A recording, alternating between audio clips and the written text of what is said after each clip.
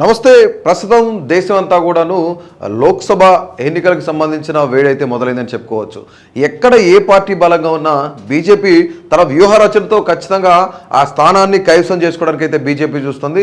అలాగే భారతదేశం మొత్తంలో కూడా అతిపెద్ద లోక్సభ స్థానం ఏదైనా ఉందంటే తెలంగాణలో ఉన్న మల్కాజ్గిరి సెగ్మెంట్ అని మనం చెప్పుకోవచ్చు. సో ఈ మల్కాజ్గిరికి సంబంధించి దాదాపుగా 31 లక్ష పైనే ఓటర్లు ఇక్కడ ఉన్నారు, ఇక్కడ నివసిస్తున్నారు. దిగువ మధ్య తరగతి నుంచి అలాగే కొంచెం హై ప్రొఫైల్ ఉన్న ఎంప్లాయీస్ వరకు ఇదే సెగ్మెంట్లో నివసిస్తున్నారనమాట. సో మనం ఒక్కసారి గత ఎన్నికలకు సంబంధించి మనం చూసుకున్నట్లయితే రేవంత్ రెడ్డి అక్కడ 2019లో గెలిచాడు ఆయన. సో ఎన్ని ఓట్లు అంటే దాదాపుగా 6,03,748 ఓట్లతో రేవంత్ రెడ్డి అక్కడ గెలవడం జరిగింది. 38%, 63% ఓటు అయితే ఆయనకు వచ్చి ఓట్ షేరింగ్ అయితే ఆయనకు వచ్చింది. అలాగే బీఆర్ఎస్ అభ్యర్థిగా ఉన్న రాజశేఖర్ రెడ్డికి సంబంధించి 5,92,829, 37.95% ఆయన రెండో స్థానాన్ని కైవసం చేసుకున్నారు, రెండో స్థానంలో ఉన్నారు. అలాగే బీజేపీకి సంబంధించి 3,04,281 ఓట్లు వచ్చాయన్నమాట. దాదాపుగా 19.47% ఓట్ షేరింగ్ అయితే బీజేపీకి ఇక్కడ వచ్చింది. అంటే దాదాపుగా మూడో స్థానంలో బీజేపీ ఉంది ఇక్కడ. ఏది ఏమైనా సరే బీజేపీ కొంత మారుతున్న సమీకరణాల ప్రకారం బీజేపీ అన్ని ప్రాంతాల్లో కూడా కొన్ని సమీకరణాలు మార్చుకుంటూ వాళ్ళ యొక్క స్థానాలను మెరుగుపరుచుకుంటూ మనలో శాసనసభకు సంబంధించిన స్థానాలు కూడా చూసుకుంటే దాదాపుగా 19 స్థానాల్లో బీజేపీ సెకండ్ ప్లేస్ ఉందన్నమాట. 19 స్థానాల్లో బీజేపీ సెకండ్ ప్లేస్లో ఉంది. 8 స్థానాలు విక్టరీ కొట్టేసిందని చెప్పుకోవచ్చు మనం, ఇక్కడ విజయం సాధించింది బీజేపీ. సో అదే పరిస్థితిలో ఇప్పుడు బీజేపీ ఎక్కడ ఏ పార్టీ బలంగా ఉన్నా, ఎక్కడ ఏ స్థానంలో ఎవరు బలంగా ఉన్నా సరే బీజేపీ తన సొంత వ్యూహ రచన అయితే చేస్తుంది. ఇది 2019కి సంబంధించిన రిజల్ట్. సో మనం ఒకసారి చూసుకున్నట్లయితే బీజేపీకి సంబంధించి ప్రస్తుతం ఎవరెవరు బరిలో ఉన్నారు, ఎవరు సీట్ ఆశిస్తున్నారు, ఎవరు ఆశావాహులు ఉన్నారు, వాళ్ళ యొక్క విధి విధానాలంటే మనం ఒకసారి చూసుకున్నట్లయితే చాడా సురేష్ రెడ్డి ఆయన ఇక్కడి నుంచే పోటీ చేయడానికి టికెట్ అయితే ఆశిస్తున్నారు మల్కాజ్గిరి నుంచి బీజేపీ తరఫున. అలాగే మురళీధర్ రావు, వీరేందర్ గౌడ్, అలాగే మల్కా కొమరయ్య గురించి మాట చెప్పుకోవాలంటే ఆయన ఢిల్లీ పబ్లిక్ స్కూల్కి సంబంధించిన ఫౌండర్. ఆయన ఖచ్చితంగా ఎడ్యుకేషనలిస్ట్. అంటే మల్కాజ్గిరికి సంబంధించిన ఒక 7 సెగ్మెంట్లు ఏవైతున్నాయో, 7 శాసనసభ సెగ్మెంట్లు ఏవైతున్నాయో ఆ 7 శాసనసభ సెగ్మెంట్లో డిపిఎస్కి సంబంధించిన విద్యార్థులు దాదాపుగా 30,000 మంది పైనే ఉన్నారు. వాళ్ళందరూ కూడా ఈ డిపిఎస్లో చదువుకుంటున్న పరిస్థితి ఉంది. అలాగే ఇక్కడ నుంచి ఇంకొక వ్యక్తి ఎక్స్ఎమ్ఎల్సీ రామచంద్రరావు గారు కూడా అక్కడి నుంచి ఆయన సీట్ ఆశిస్తున్నారు. సో మనం మల్కాజ్గిరిలో ఉన్న ఒకసారి లోక్సభ స్థానానికి సంబంధించి ఏ సెగ్మెంట్లు ఉన్నాయి, శాసనసభ సెగ్మెంట్లు ఏమున్నాయి ఒకసారి చూసుకున్నట్లయితే మేడ్చల్, మల్కాజ్గిరి, కుత్బుల్లాపూర్, కూకట్పల్లి, ఉప్పల్, ఎల్బీ నగర్, సికింద్రాబాద్ కంటోన్మెంట్. మన ఇక్కడ ఇంట్రెస్టింగ్ టాపిక్ ఏంటంటే ఈ అన్ని స్థానాలు కూడా బీఆర్ఎస్ కైవసం చేసుకుంది. ప్రస్తుతం ఎమ్మెల్యే ఎన్నికల్లో, శాసనసభ ఎన్నికల్లో బీఆర్ఎస్ అయితే దీన్ని క్లీన్ స్వీప్ చేసింది. 7కి 7 స్థానాలు బీఆర్ఎస్ఏ గెలిచింది. కానీ ఇక్కడ బీజేపీ చేస్తున్న వ్యూహరచన, మనం ఈ వ్యూహరచన ఏంటంటే ఖచ్చితంగా ఇక్కడ ఈసారి గతంలో పోటీ చేసిన రాజశేఖర్ రెడ్డి ఇప్పుడు ఆయన గెలిచున్నాడు, కానీ ఆయన్ని పంపించవచ్చు మల్కాజ్గిరి సెగ్మెంట్ నుంచి.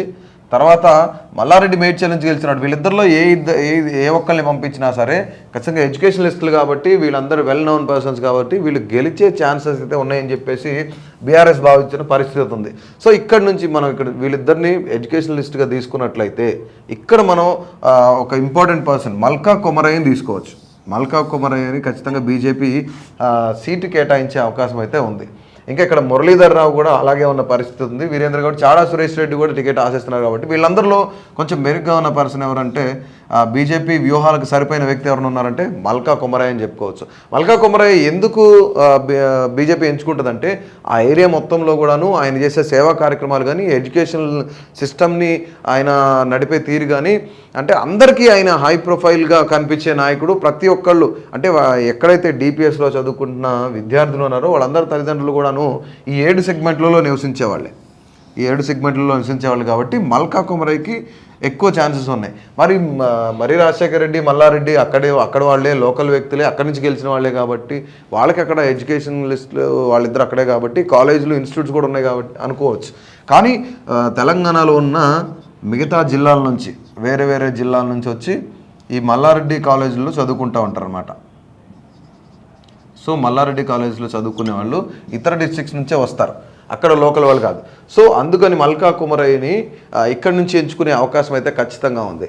అండ్ ఇంకొకటి ఏంటంటే ఇతను కూడా ఎడ్యుకేషనలిస్ట్ కాబట్టి ఆయన చేసే సేవా కార్యక్రమాలు కానీ గతంలో చేసిన కార్యక్రమాలు ఏవైతే ఉన్నాయో ఇవన్నీ కూడాను బీజేపీ పెద్దల దృష్టికి వెళ్ళి ఖచ్చితంగా మల్కా కుమరయ్యని అక్కడ నిలబెట్టే పరిస్థితి అయితే ఉంది. ఎందుకంటే వీళ్ళిద్దరిలో ఎవరు పోటీకి దిగినా రాజశేఖర రెడ్డి కానీ మల్లారెడ్డి కానీ పోటీకి దిగారంటే ఆపోజిట్ కూడాను సేమ్ అలాంటి వ్యక్తే ఉండాలని చెప్పేసి మల్కా కుమరయ్యని ఎంచుకునే అవకాశం ఉంది. అట్ ద సేమ్ టైం మల్కా కుమరయ్య అక్కడ చేసే కార్యక్రమాలు కానీ అయోధ్య రామ మందిరానికి సంబంధించి రీసెంట్గా జరిగిన సేవా కార్యక్రమాలు చాలా చేశారు. ఇక్కడ నుంచి చాలామందిని ఆయన సొంత ఖర్చులతో ట్రావెల్స్తో తీసుకెళ్ళి అయోధ్యకు తీసుకెళ్ళిన పరిస్థితి ఉంది. అట్లాగే అయోధ్య రామ మందిరం ఓపెనింగ్కి ముందే సీతారామ కళ్యాణ మహోత్సవం అంగరంగ వైభవంగా ఢిల్లీ పబ్లిక్ స్కూల్ నాచారంలో జరిపిన పరిస్థితి కూడా ఉంది. సో ఈ సమీకరణాలన్నీ చూసుకొని ఇంకొకటి ఏంటంటే ఇక్కడ మల్కా కుమరయ్య ప్లస్ అయ్యేది ఆర్ఎస్ఎస్ ఎవరైతే లీడర్ ఉన్నారో ఆర్ఎస్ఎస్ చీఫ్ మోహన్ భాగవత్ కూడా ఆయనకి బాగా దగ్గర సంబంధాలు ఉన్నాయి.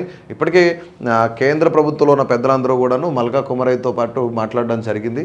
సో ఆయనకి కొన్ని పాజిటివ్ వైబ్స్ అయితే ఇవ్వడం జరిగింది. ఈసారి ఆయన్ని ప్రిపేర్ చేసుకోమన్నట్లు కూడా కొంత టాక్ వినిపిస్తుంది.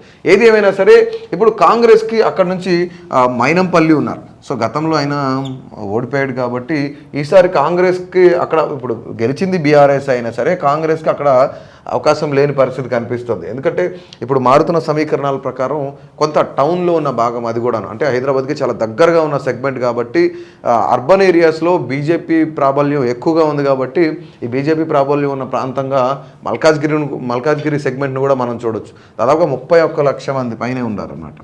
అంటే ఇక్కడ కొంతమంది నార్త్ ఇండియన్స్కి సంబంధించిన సెటిలర్స్ కూడా ఇక్కడే ఉన్నారు. వాళ్ళ ఓటింగ్ కానీ వాళ్ళందరూ కూడా ఇక్కడ నుంచే ఉంటున్నారు కాబట్టి మిడిల్ క్లాస్ పీపుల్ కానీ ఎంప్లాయీస్ కానీ ఈ 7 సెగ్మెంట్స్లో మనం మేడ్చల్ చూసుకున్నా మల్కాజ్గిరి చూసుకున్నా ఉప్పల్ ఎల్బీ నగర్ సికింద్రాబాద్ కంటోన్మెంట్ కుత్బుల్లాపూర్ కూకట్పల్లి ఈ ఏరియాలన్నింటిలో కూడాను ఎంప్లాయీస్ ఎక్కువ ఉన్నారు కాబట్టి సెటిలర్స్ ఎక్కువ ఉన్నారు కాబట్టి వీళ్ళందరూ కూడాను ఇప్పుడు అయోధ్య రామ మందిరం ఎఫెక్ట్ కానీ రామ్లలా ఎఫెక్ట్ కానీ అలాగే మోదీ హవా కానీ వీటన్నిటి కూడా అర్బన్ ఏరియాస్లో ఎప్పుడూ ఉండేలాగా బీజేపీ హవా ఎట్లా ఉంటుందో ఈ ఎఫెక్ట్ అంతా కూడాను ఈ 7 సెగ్మెంట్లలో ప్రస్తుతానికి మల్కాజ్గిరి సెగ్మెంట్ మీద పడే అవకాశం ఉంది. ఖచ్చితంగా బీజేపీ 99% ఈ సెగ్మెంట్ని కైవసం చేసుకునే అవకాశం అయితే ఖచ్చితంగా కనిపిస్తుంది. సో ఇది ఈరోజు అనాలిసిస్. ఇలాంటి మరిన్ని ఇంట్రెస్టింగ్ అనాలిసిస్లు అప్డేట్స్ కోసం కేటీవీ తెలుగును సబ్స్క్రైబ్ చేయండి, ఫాలో అవ్వండి. Please do subscribe to. Please do subscribe to. Please do subscribe to. Please do subscribe to. Please do subscribe to. Please do subscribe to KTV Telugu. KTV Telugu. KTV Telugu. KTV Telugu. To KTV Telugu. KTV Telugu. Please do subscribe to KTV Telugu.